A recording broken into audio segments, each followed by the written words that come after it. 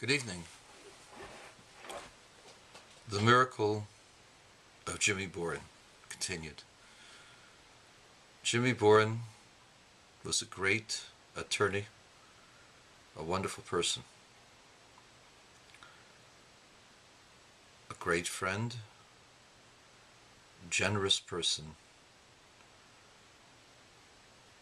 who was devoted not just to family, but to friends and all those people whom he knew. As an extremely fair person and as straight as they come. He died yesterday of mesothelioma and was buried in a Jewish cemetery today in a most beautiful fashion.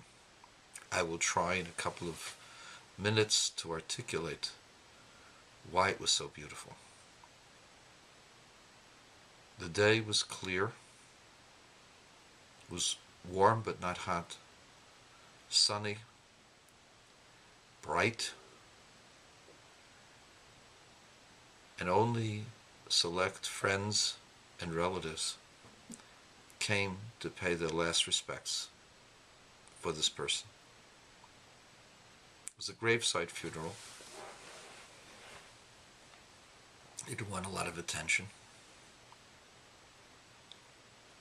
But the entire group that gathered stayed until the very last moment, until the very last clod of earth was placed over his casket. Jimmie Borin was not a religious man, didn't grow up as a religious man, wasn't taught to be religious. Jimmie Borin felt that cremation was the best way of dealing with getting rid of a body.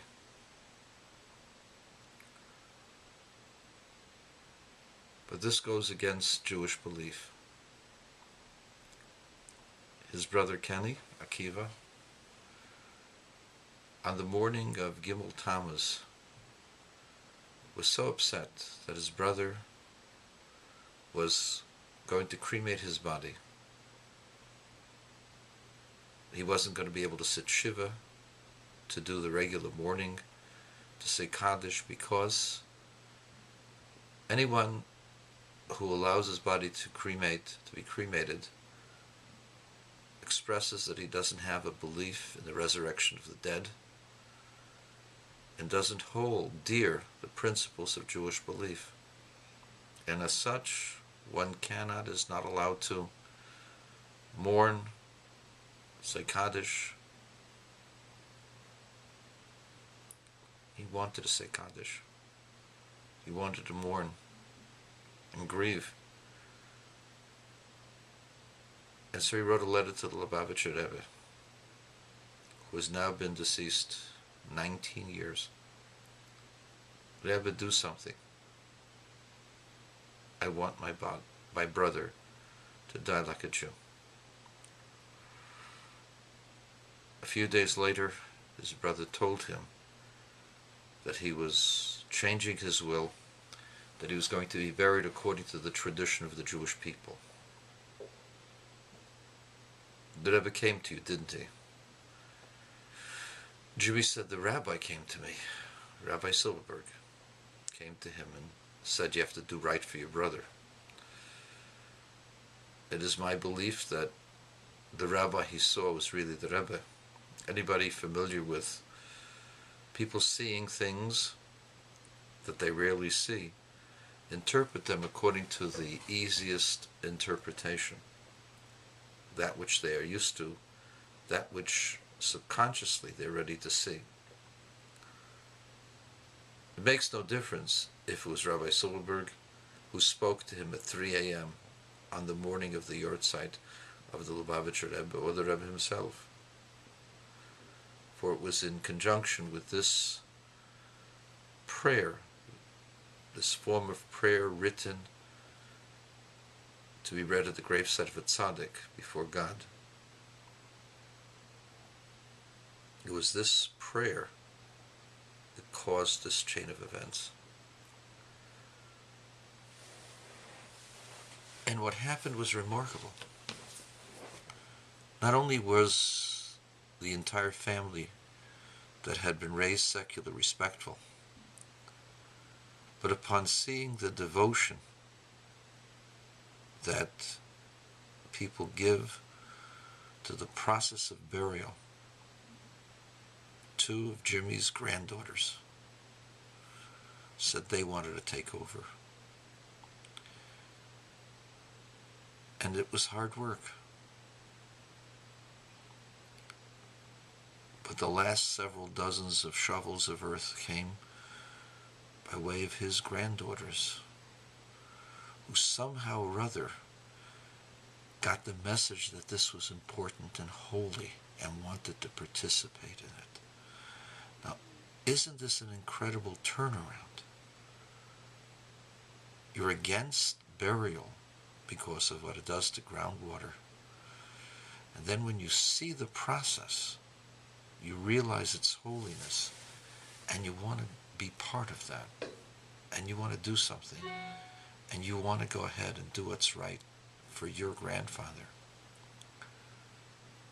It's a remarkable, remarkable turn of events.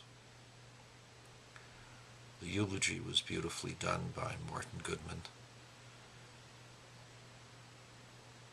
It could not have been expressed any more beautifully, with examples and stories that had everybody listening and attentive.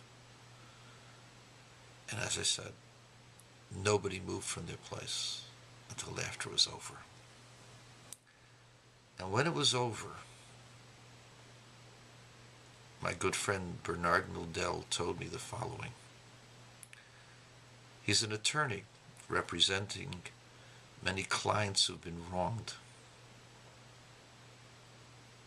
There was a client of his who got into an accident with a garbage truck.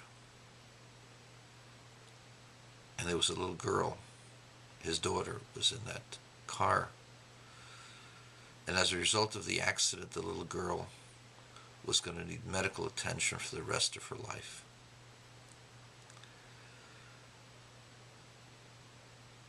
Jimmie Borin was the attorney for the insurance company. He went with Bernard Mendel to the doctor examining the girl. The doctor explained exactly what kind of treatment she was going to need.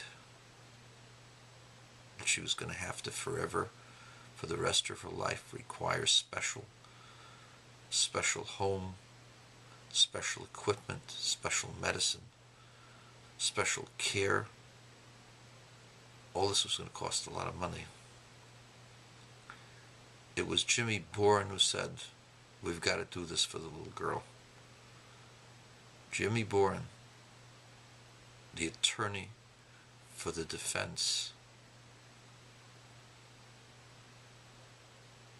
was the one who triggered the settlement on behalf of that little girl. Because above being a great lawyer, Jimmie Borin was a great man.